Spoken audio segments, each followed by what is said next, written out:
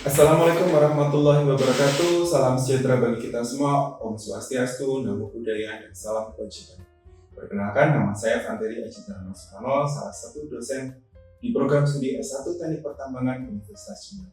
Saya diamanahi untuk mengajar mata kuliah di bidang rekayasa penambangan seperti metode penambangan, material handling, geoteknik tambang, teknik peledakan, dan perencanaan tambang. Video ini disusun untuk memenuhi salah satu syarat sertifikasi dosen tahun 2025. Video ini merupakan bukti dari pernyataan diri dosen unjuk kerja di Dharma Perguruan Tinggi di bidang pengajaran. Pada kesempatan ini, saya memaparkan salah satu mata kuliah yang saya ambil, yaitu material handling. Material handling merupakan salah satu mata kuliah wajib di program studi teknik pertambangan. Mata kuliah ini mempunyai bobot 2 SKS dan diperuntukkan untuk mahasiswa semester 4. Sesuai dengan pedoman penyelenggaraan pendidikan tinggi Universitas Jember, mata kuliah ini dilaksanakan dalam 16 minggu, di mana di setiap minggunya terdapat pembelajaran tatap muka, pembelajaran terstruktur berupa penugasan, dan pembelajaran mandiri. Capaian pembelajaran lulusan prodi yang dibebankan pada mata kuliah ini adalah: 1.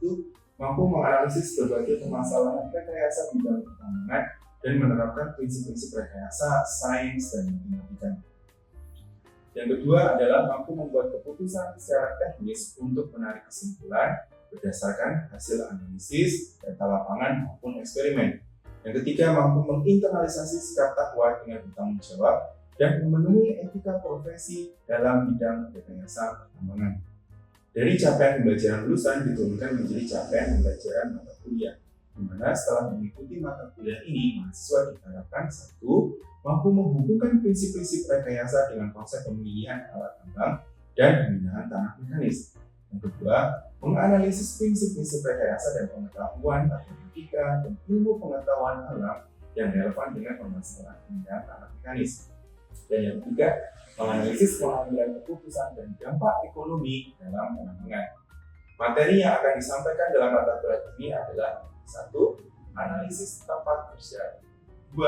Parameter produksi alat gali muat, yang ketiga alat gali muat, seperti ini salah satu contohnya adalah alat gali muat.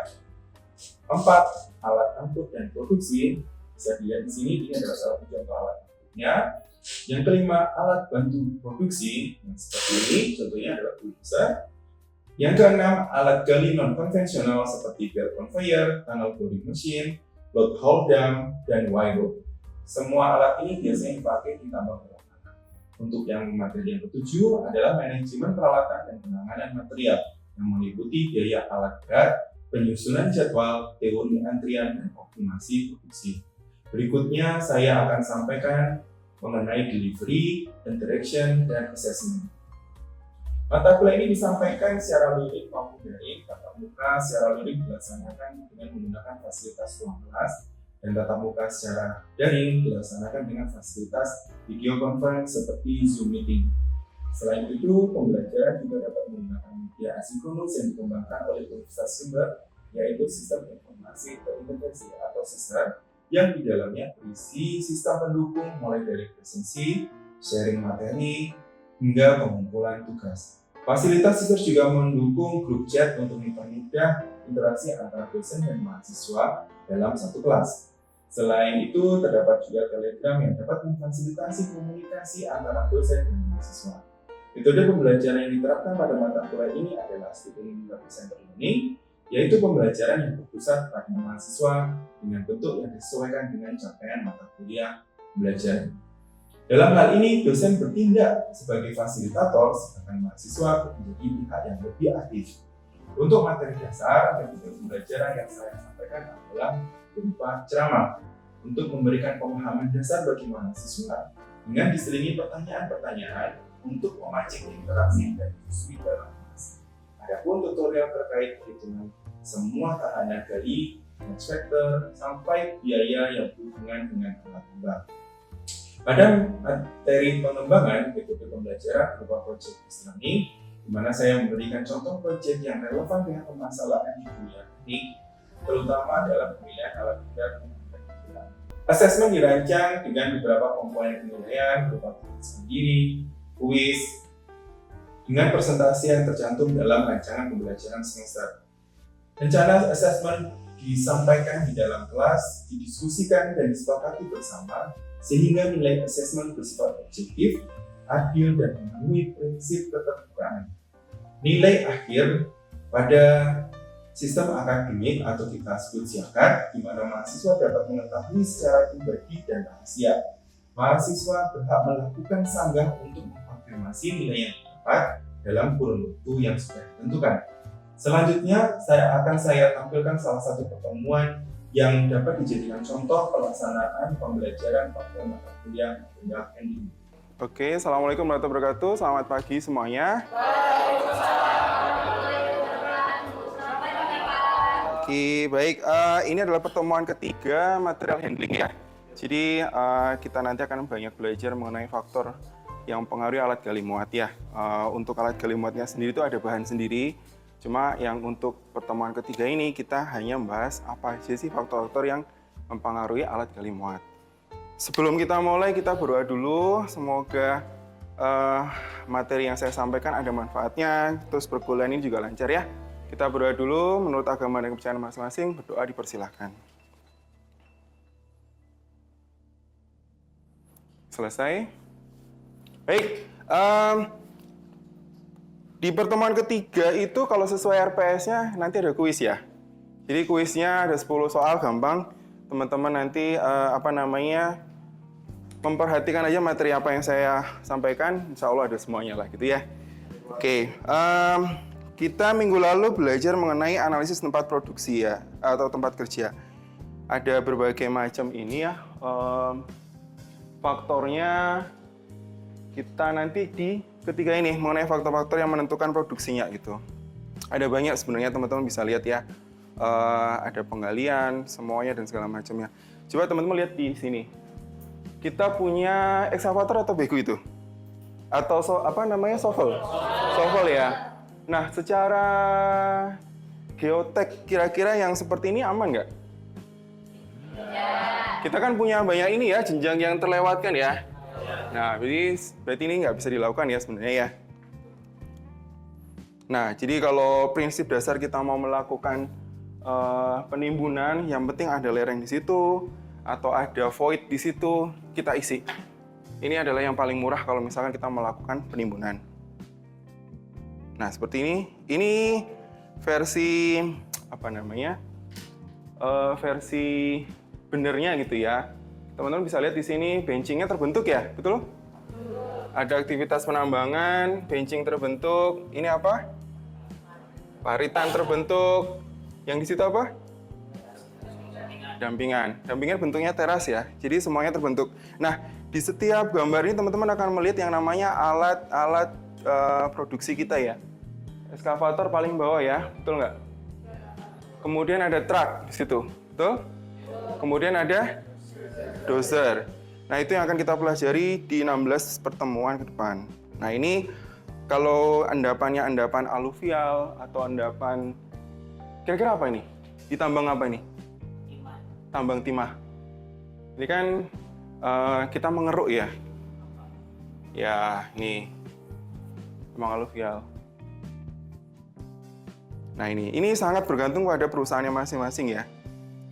Cuma idealnya memang ya di atas 25 itu memang harus hati-hati kita. Nah, ini sekarang swell factor ini kita hanya mereview ya. Swell factor itu apa sih sebenarnya?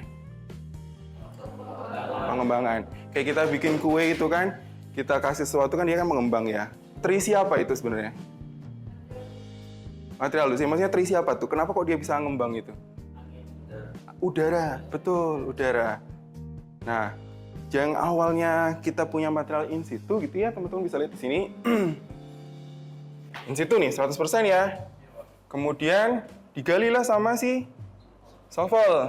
Kemudian diangkut sama dump truck. Kemudian ditimbun lagi ke arah dampingan. Ini kan melalui banyak proses ini ya. Betul nggak? Nah, ini akan sangat bergantung pada jenis materialnya. Gitu. Sampai sini mungkin ada yang mau ditanyakan? Iya, silakan Devi. Ya, Pak. Saya ingin bertanya, saya Devi dari 1. Nah, untuk material itu sendiri, tadi kita menjelaskan bahwasanya dari material itu, Pak. Apakah mungkin nilai dari semua faktor sendiri bisa lebih dari 1? Oke, nah baru kita ke sini ya. Apakah mungkin soal faktor tuh nilainya lebih dari 100%? Kira-kira nih lihat dari sini aja gitu ya. Mungkin nggak? Misalkan ya, in situ, volume undisturbed itu kan berarti volume in situ. Misalkan 1. Volume loose-nya jadi 1,3. Misalkan ya, kemudian dikali 100%. Hasilnya?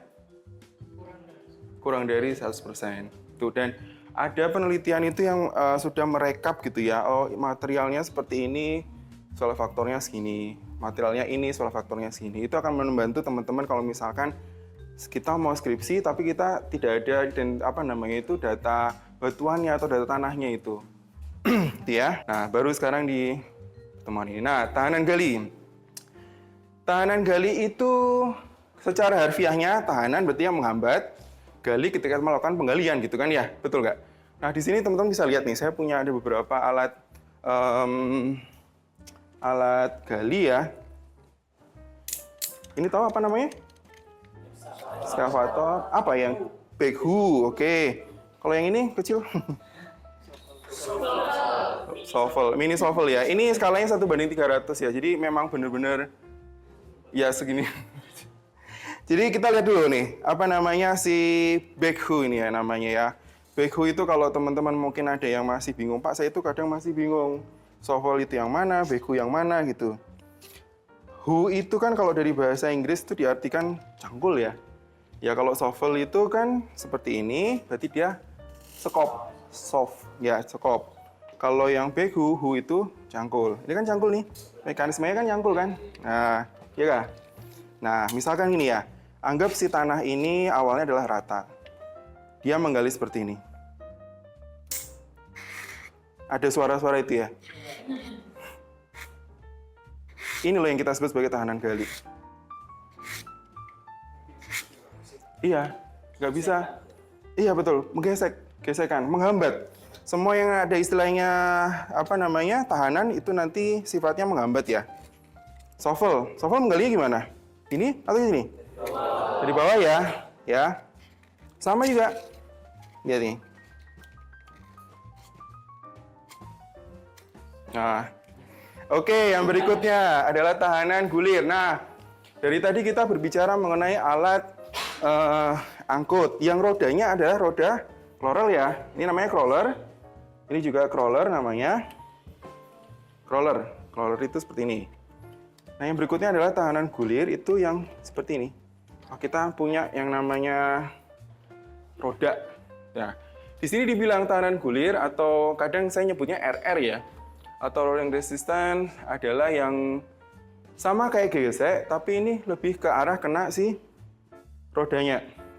Gitu, teman-teman bisa lihat di sini. Besarnya RR akan sangat dipengaruhi jalan. Kita lewat jalannya jalan beraspal, jalan apa namanya konkrit kah, jalan lumpur mungkin.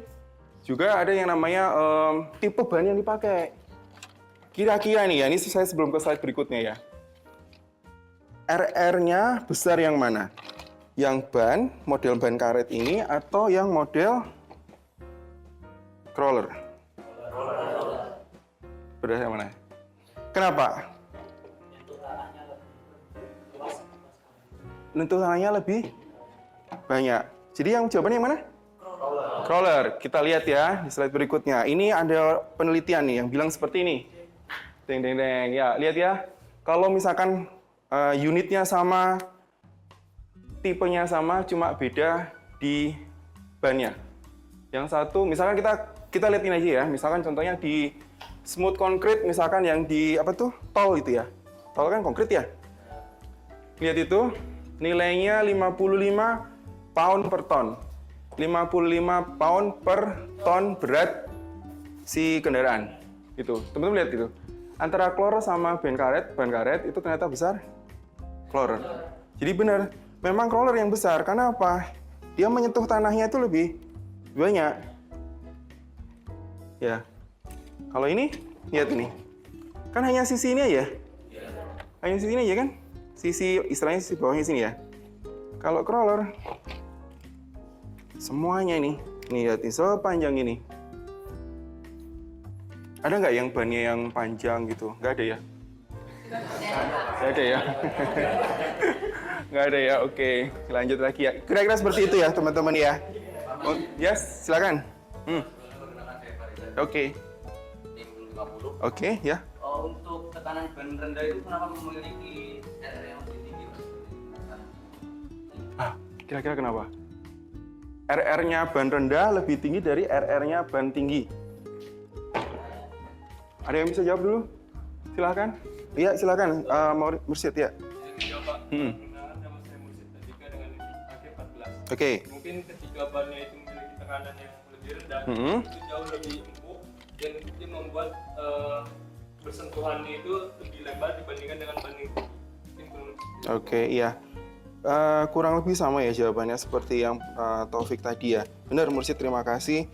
Jadi kalau ban kita kempes gitu ya, itu kan cenderung luasnya makin lebar ya. Jadi itu yang menyebabkan RR itu menjadi tinggi. Jadi nanti RR tahanan gali itu semuanya sifatnya menghambat ya. Jadi nanti ada yang mendorong, ada yang menghambat. Kalau lebih besar yang menghambat, jalan nggak kira-kira alat kita? Enggak, kita harus punya yang mendorong itu harus lebih tinggi dari yang menghambat gitu.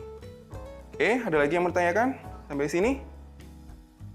Cukup. Nah, ini familiar sekali pasti ya teman-teman ya waktu belajar fisika ya. Jadi kita punya masalah berikutnya yaitu kemiringan jalan. Kalau menurut Capman itu jalan yang bagus itu seperti apa? Di bawah 12% ya. Tapi kalau misal kita bisa buat lebih landai lagi boleh nggak? Boleh. Alasannya kenapa? Bahan bakar. Ini yang berikutnya. Grade resistance-nya lebih besar atau lebih tinggi kalau jalannya makin landai? Lebih rendah. Lihat ini. Nih ya. Ini misalkan sekian persen ya. Ini anggap berapa sih? Ini 100, ini 1 meter. Kira-kira berapa nih grade jalannya? Berapa? 1 banding? Ya, 45 betul. 45. Jawabannya 45 derajat. Jadi kalau ini saya buat lebih landai, lihat ini. 45 jalannya seperti ini ya. Terus kalau saya buat lebih landai lagi, lebih cepet nggak kira-kira? Dengan muatan yang sama, dengan spek yang sama gitu. Lebih cepat. Jadi makanya perusahaan itu ingin selandai mungkin, tapi tidak mengorbankan cadangan. Jadi itu nanti adalah tantangan teman-teman kalau misalkan nanti udah jadi planner gitu ya. Saya mau buat desain yang menguntungkan operator, menguntungkan perusahaan, juga menguntungkan kita sebagai karyawan. Karyawan kan pasti dapat bonus ya. Bonus kan didapatkan setelah dihitung biaya produksi, biaya ongkos-ongkos segala macamnya gitu ya. Sisa berapa itu dijadikan bonus buat teman-teman. Nah, semua faktor itu harus kita combine gitu. Kita elaborasi. Kalau saya punya, ini kayak kita kita itu menampung aspirasi dari operator, Pak, buatin yang lebih landai, biar kita naiknya lebih stabil gitu. Terus kemudian teman-teman yang main plannernya bilang, ya kalau bisa cadangannya tetap, kalau bisa malah lebih naik gitu kan ya. Kita mengakomodir semua keinginan gitu. Nah, seperti ini ya. Ini soal fisika banget ya, itu saya kasih contoh pengerjaannya. Rimpul. Nah, rimpul ini apa nih rimpul ini? Rimpulnya apa nih? Semua yang kita bahas tadi itu kan sebenarnya menghambat ya sifatnya ya. Ini loh yang melawan yang kita jelasin tadi itu. Apa nih rimpul nih? Kekuatan tarik, narik. Kalau rimpulnya ternyata lebih besar dari semua tahanan, berarti si alat ini bisa bergerak, jalan. Kalau ternyata rimpulnya kalah sama si tahanan galinya, tahanan grade resistance-nya, rolling resistance-nya, ya nggak bisa jalan. Malah mundur, malah mundur. Betul sekali itu. Nih ya teman-teman ya, percepatan standar. Oh, ternyata ada lagi nih. Nah, si efisiensi operator itu bisa juga kita coba hitung atau kita kuantifikasi. Mungkin teman-teman bisa tahu ada MA, ada PA, ada UA, ada EU, dan semuanya ini. Kalau saya ingatnya tuh gini, kalau PA itu motor, misalkan ini kita analogikan sebagai motor gitu ya.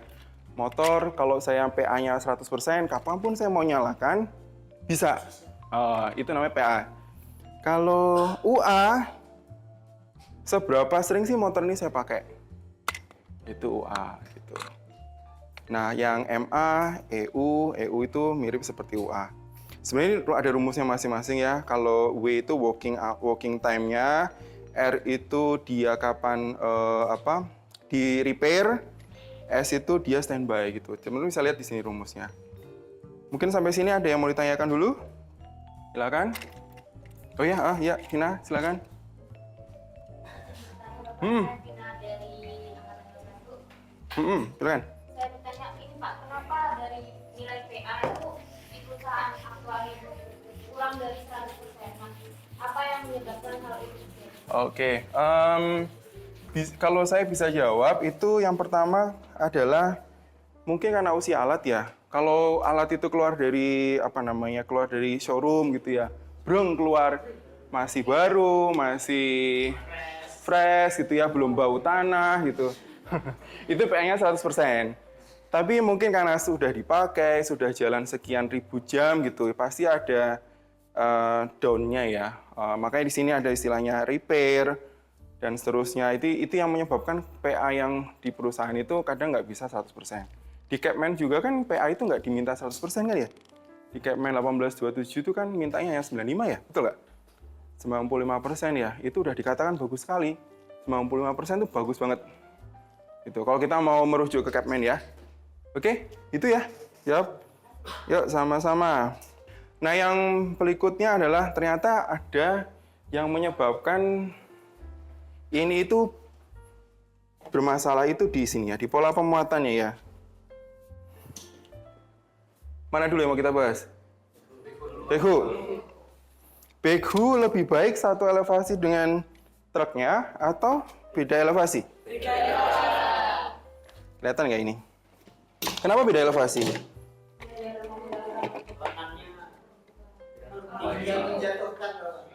Menjatuhkannya lebih mudah.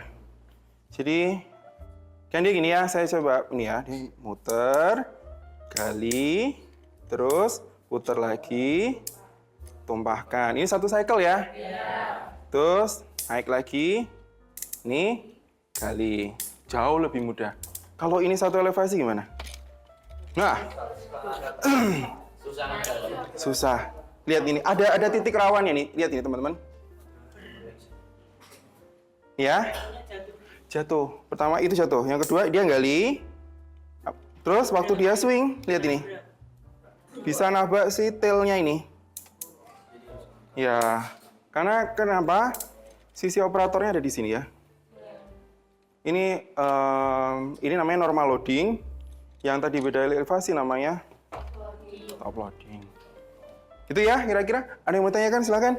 Sebelum kita kuis. Oke. Ya Panji silakan. Saya Panji dengan ini 34.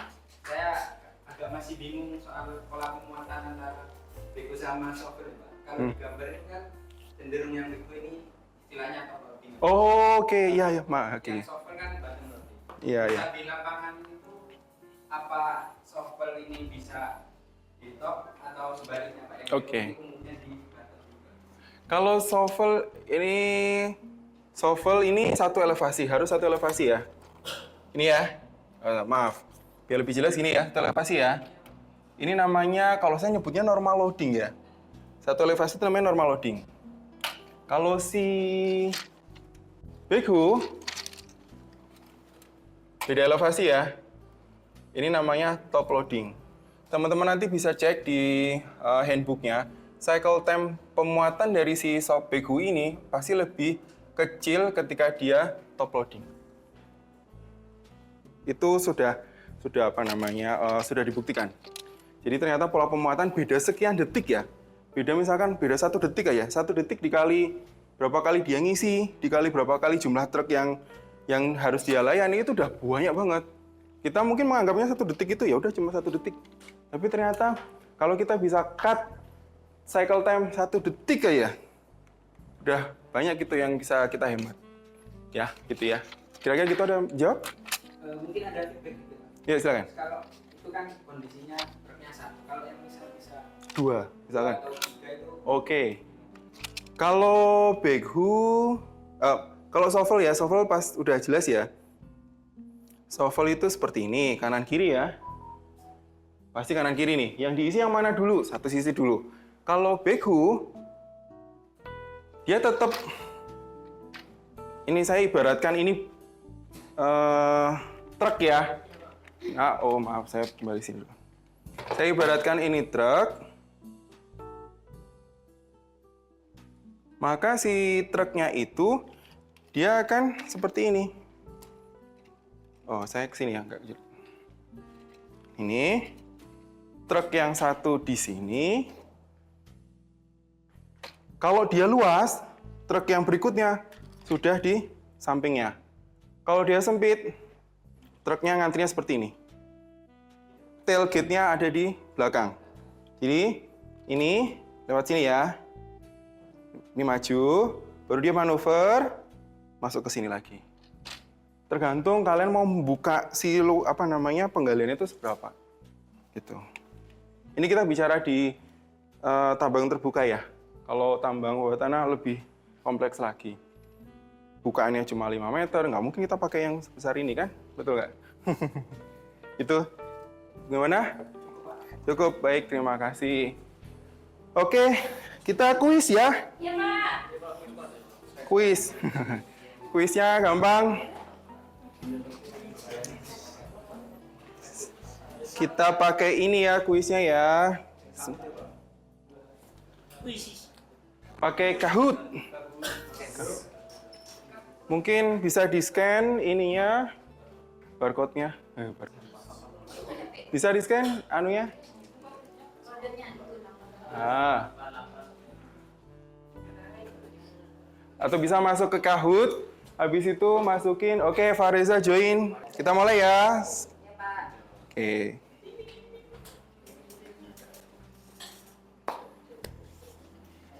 Ya.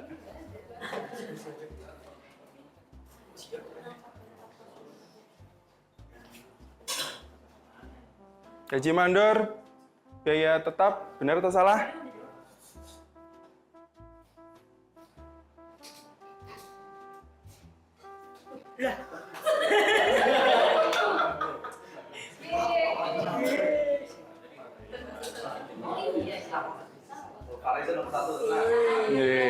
Oke, lanjut ya. Lagi, ya terakhir. Metode penggalian top loading backhoe memberikan cycle time pemuatan lebih rendah dibandingkan normal loading. Backhoe, top lebih. Jawabannya ya? Betul ya.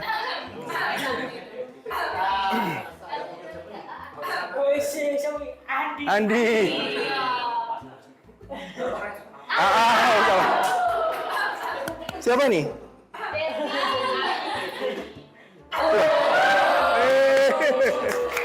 Oke, baik. Oh, yang banget dengerin. Mantap. Baik. Oke. Terima kasih. Saya akhiri dulu ya pertemuan hari ini. Kita ketemu lagi minggu depan. Tetap belajar. Oh ya, bahannya sudah ada di MMP ya. Teman-teman nanti cek ya. Sudah saya masukkan di MMP-nya. Nanti bisa dicek. Mana ya? Mata kuliahnya. Ini ya. Udah saya masukkan di sini. Jadi di bawah RPS dan segala macamnya udah masukkan. Ini pemindahan tanah mekanis di sini ya. Sama tahanan gali. Silakan nanti dicek, ada tugas di situ, silakan dikerjakan. Baik, terima kasih semuanya. Terima kasih. Assalamualaikum warahmatullahi wabarakatuh. Selamat siang. Waalaikumsalam warahmatullahi wabarakatuh. Terima kasih, Pak. Terima kasih. Demikian pernyataan diri dosen unjuk kerja dalam Tridharma Perguruan Tinggi bidang pengajaran.